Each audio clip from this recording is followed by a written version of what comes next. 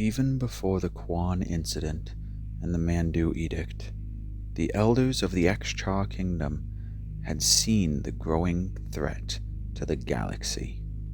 They had fruitlessly sought to warn the Lazax of their peril, and had struggled to bring diplomatic solutions to the increasing racial factionalism that characterized the Age of Dusk. Of all the Lazax, only one listened to their sage warnings. The powerful Lazax counselor, Ibn Vel Cid, saw the wisdom of the Exchar's message, but though he was among the most trusted of the upper echelon of the Empire, even he could not sway the Emperor from his false sense of safety. Then, just as the Exchar predicted, war came to the Empire, and the whole galaxy burned. After nearly 30 millennia of peace, the Empire of the Lazax was at last beginning to fall. System by system, the long-standing rule of the Imperium was undone in bloodshed and woe. Titanic fleets clashed, entire worlds were bombarded into dust, countless races were enslaved. The Twilight Wars ripped the galaxy apart as the Barony of Letnev and the Federation of Sol tried to carve out territories for themselves, and with each passing year, the situation grew ever more dire for the Lazax. With two of the great races now in open rebellion, the Hylar of Joel Nar, who had long grown weary of the meddling oversight of the Lazax, seized their opportunity to secede as well. This was a crippling blow to the Lazax. They had long relied on Hylar engineers to run and maintain the complex technological infrastructure of their empire. The loss of these aquatic scientists was indeed a grave blow. But even without the Hylar, the Lazax were by no means weak. They still had allies throughout the galaxy they could rely on, from the wealthy Hakan to the ferocious Sardak Nor. They still controlled the most powerful fleet the galaxy had ever seen, and were recognized by many as the rightful rulers of the Imperium. In spite of all this, however, with three of the most powerful civilizations in the galaxy set against them, even the mighty Lazax began to give ground. And ever did the Emperor, Salai Sai Korian, remain blind to the true magnitude of the threat.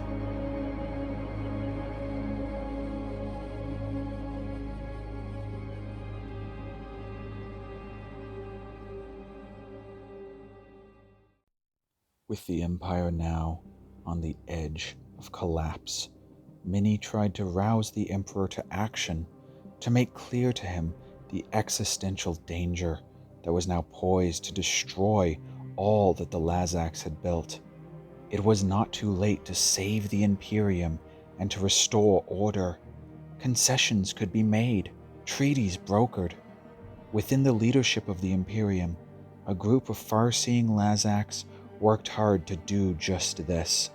The leader of this prescient group was the disillusioned counselor Ibn Vel Cid, who saw that the Lazax could not maintain their position of power. He begged the Emperor to consolidate his military might at Mecatol Rex, the Empire's still beating heart. But unwilling to believe that the right of his forebears could ever truly be challenged, the Emperor dismissed Vel Cid's concerns outright as baseless fear-mongering, and made no effort to regain control of his failing empire.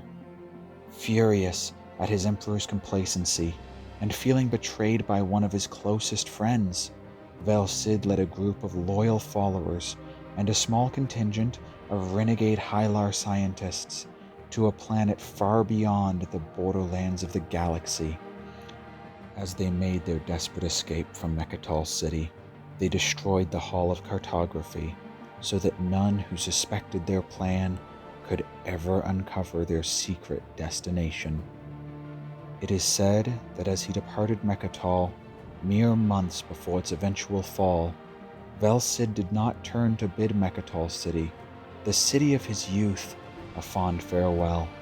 Instead, he confined himself to his quarters and spoke to no one.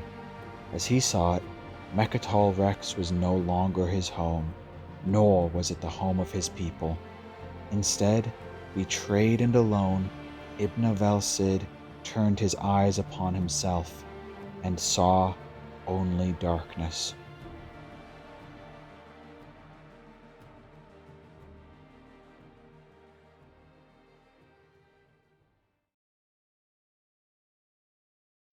War came to Mecatol, just as predicted. Following the exodus of Ibn Velcid and his followers, the long-awaited hammer blow fell, which was fated to plunge the galaxy into darkness. Abandoned by their allies, and hemmed in on all sides by their foes, the Lazax finally realized that they were doomed. As the Twilight Wars waged about him, the Emperor, reeling from the betrayal of one of his own, and helpless in the face of 3 full-scale rebellions, fell into a deep depression. Unable to muster the resources to deal with even the problems that arose within Mecatol City, he left the governance of his empire to his subordinates. Even longtime allies of the Imperium abandoned the Lazax before the end. Both the Hakan and the Nor, in the months leading up to the end, fled Mecatol in secret and set about building their own strength for the coming struggle. In secret, the universities of Joel Nar and the Federation of Sol brokered a deal which would allow Sol to launch a surprise attack on the Empire's capital. The final fate of the Lazax was sealed when a fleet of Sol ships, outfitted with Hylar technology and supported by Hakan logistics and funding, appeared without warning in the skies above Mecatol Rex. With the Mecatol fleet of the Lazax away putting down a rebellion in the Zanhact system, Mecatol City was utterly defenseless. The destruction was absolute. The last emperor of the Lazax, Salai Sai Korian, died in the Sol bombardment, and a successor was never named. Thus ended the Imperium. In the years following the destruction of Mecatol City, the Lazax were hunted down and exterminated without exception and without mercy. Only the Winarans, faithful servants of the Lazax, remained true to the Empire, but they were powerless to stop the massacre. Those that tried to interfere were slaughtered in kind, and within 20 years, the Lazax were nothing but a memory. Without the unifying presence of the Lazax, the Empire quickly devolved into chaos and war. The great races, no longer shackled by imperial sanctions, clashed over territory, over positions of power, and in some cases, out of spite. Each of them, all complicit in the betrayal of the Lazax, sought to cannibalize the power of the Empire. Conflicts erupted throughout the galaxy as various factions raced to protect their sovereignty and to stake out their claims of the fallen Empire's territory. Vast fleets of advanced warships exchanged deadly volleys in massive battles. Thousands of ships and lives were sacrificed for the most minuscule of territorial gains. And for each battle won, another was lost, and the wars continued unabated.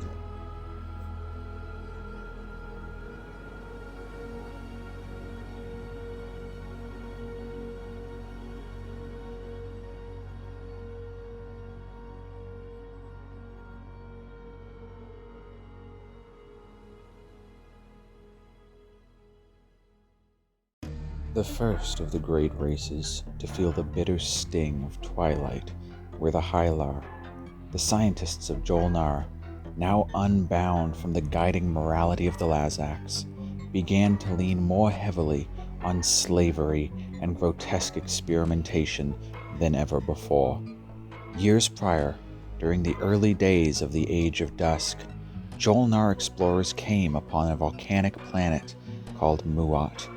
Scouting for resources far beyond the Mahawked Plateau, the explorers were amazed by the mineral wealth of their discovery, but they were truly awestruck by the extraordinary qualities of the planet's fiery inhabitants, the Gashlai. This new race proved useful to the Hylar as slave labor, and the headmasters of Joel Nar transformed the orbit of the planet Muat into a massive shipyard for their navy. It was here, at the Muat shipyards, that the construction of a secret Hylar superweapon began. But just after the Twilight Wars erupted, a Joel Nar expedition party searching for mineral deposits on Muat became infected by an organism in the Dulac Mountains.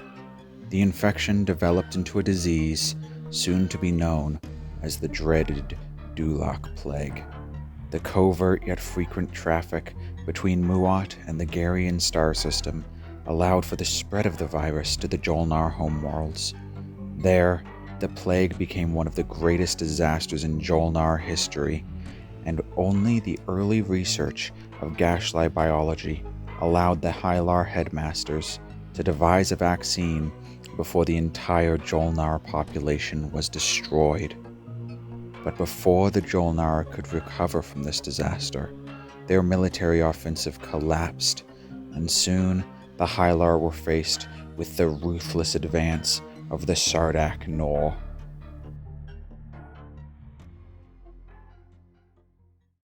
As the savage Nor swept into Hylar space, it is said that their fleets of exotriremes blotted out the stars. System after system fell to the Teklar legions of the Nor, and millions of innocents were slaughtered. The most well-known incident was the massacre on Lysis, where Sardak forces descended on the greatest known settlement of the nomadic Sar race and wiped it off the face of the planet. The clans of Sar, to this day, remember that tragedy and commemorate it annually, howling at the stars in a longing rage. But even as the Nor swept through the stars towards the Joel Nar homeworlds, and the Hylar navy retreated before them, the headmasters of Joel Nar called forth their secret weapon on Muat. This weapon, the first War Sun, was not yet complete, but with the fate of the Hylar reliant on the defense of the Saudor system, the headmasters had no choice but to bring it to bear against the enemy. The War Sun, though still incomplete, stopped the Sardak Nor in their tracks, obliterating their forces and ending the war between the two great races in an instant. Both the races, too tired to continue fighting, limped back home and waited out the rest of the wars in relative safety. It was at Saudor that the Joel Nar were saved, but they had made a powerful enemy on the molten planet of Muat.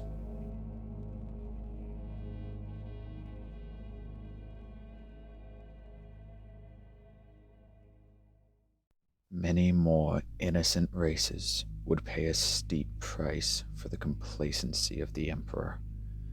Shortly following the fall of the Lazax, the Letnev, now led by the Baron Daz Arokan I, moved towards the rich Extra system in conquest. The Extra, unprepared and weaponless, used their formidable powers of negotiation and goodwill to broker an agreement with the Barony, in which they ceded only one of their homeworlds, the lush Archon Tau, to the invaders. Meanwhile, the kingdom would retain a Letnev-supervised autonomy on their other planet, Archon Ren. The Extra, never fools, were aware of the nature of Letnev promises and the futility of the arrangement. The agreement would only last as long as the barony was occupied in war elsewhere. In time, the Extra knew the Letnev would return to claim the rest of their prize and to enslave them. And so then, for the first time in their history, the Extra started to create their first weapons and train their first armies. In secret groves and hidden vales, the Extra King sadly watched his people develop into warriors. The Twilight Wars had come even to the peace-loving Extra. Less than a decade after the occupation of Archon Tau, the Letnev fleet suffered a stunning defeat against the Sol in the Grawl system. Now unprotected, Barony space was ripe for the taking.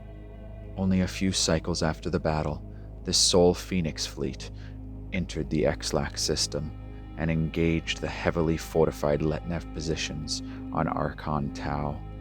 The ensuing bombardments and battles between the Xcha, Letnev, and Sol lasted for almost 2 years. In the end, the Letnev occupiers were defeated and the Sol invaders rebuffed, but with a terrible toll. The ecology of Archon Tau had been shattered beyond recall. What was once a true twin to the green and fruitful Archon Rin was now a noxious, blackened crater. Even now, some 4,000 years afterwards, the planet has not recovered.